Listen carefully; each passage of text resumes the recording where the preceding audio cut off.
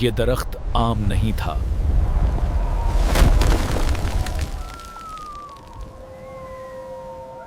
گاؤں والے کہتے تھے یہ درخت رات کو بولتا ہے۔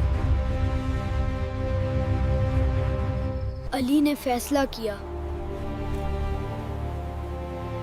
آج وہ سچ جان کر رہے گا۔ رات کے اندھیرے میں وہ درخت کے قریب پہنچ گیا۔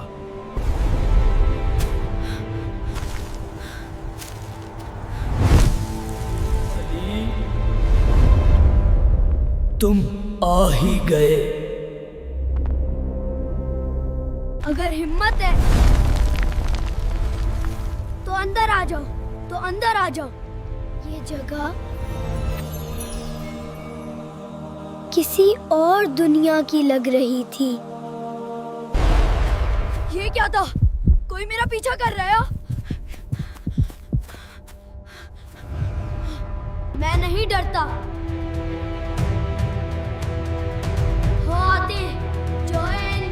سب کچھ نارمل تھا،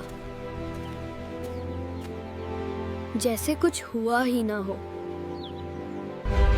پیارے بچوں، آپ کو آج کی کہانی کیسی لگی؟ کمنٹس میں ضرور بتائیں۔